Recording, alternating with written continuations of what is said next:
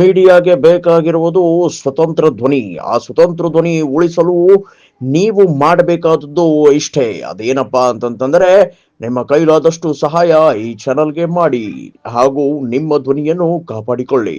ಅದಕ್ಕೆ ಇವು ತನಿಖೆ ಆಗಬೇಕಾಗಿದ್ದು ಲೋಕಾಯುಕ್ತದಿಂದ ಎರಡೂ ತನಿಖೆ ಆಗಲಿ. ಕನ್ನಡ ಸಾಹಿತ್ಯ ಪರಿಷತ್ತದ ಏನು ಇವ್ರು ಮಾಡಿದರ ಮೂಲಕ ಸಮ್ಮೇಳನಗಳನ್ನ ಆ ಸಮ್ಮೇಳನಗಳು ಏನು ವ್ಯವಹಾರಗಳಾಗಿದ್ದಾವೆ, ಆ ಮತ್ತು ದುಡ್ಡು ಹೆಂಗೆ ಬಳಸ್ಕೊಂಡಾರೆ, ಎಷ್ಟು ದುಡ್ಡು ಬಂತು, ಏನು ಬಂತು, ಎಷ್ಟಾಯಿತು, ಇವ್ರದ್ದು ಆಗಲಿ ತನಿಖೆ. ಅದೇ ಕಾಲಕ್ಕೆ ಈ ಲೇಖಕರ ಸಂಘದ ಬಗ್ಗೆ ಅವರು ಆರೋಪ ಮಾಡ್ತಾ ಇದ್ದಾರೆ. ಏನಂತಂದ್ರೆ ಇವರು ಸಹಿತ ಈಗ ಹೇಳುವಂಥ ಮಂದಿ ಇವರು ಎಲ್ಲರೂ ಏನಪ್ಪ ಅಂತಂದ್ರೆ ತಮಗೆ ಸಿಗಲಾರ್ದೇ ಆರೋಪ ಮಾಡ್ತಾ ಇದ್ದಾರೆ ಅನ್ನೋಂಥ ಮಾತನ್ನು ಮಾತಾಡ್ತಾ ಇದ್ದಾರೆ.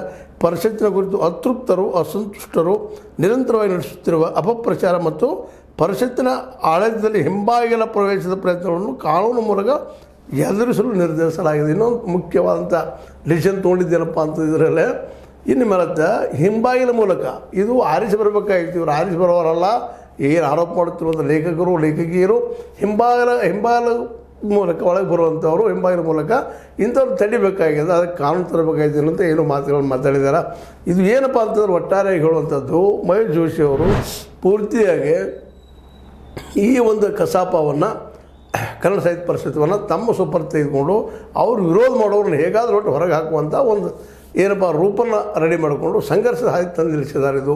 ಇದರಿಂದಾಗಿ ಸಹಜವಾಗಿ ಯಾರಿಗಾದ್ರೂ ಬೇಜಾರಾಗ್ತದೆ, ಬಟ್ ಏನು ಮಾಡಲಿಕ್ಕೂ ಸಾಧ್ಯ ಇಲ್ಲ.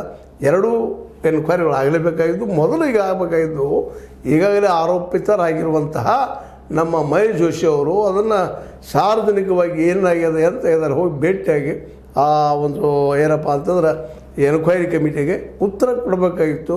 ಇನ್ನೂ ಕೊಟ್ಟಿಲ್ಲ.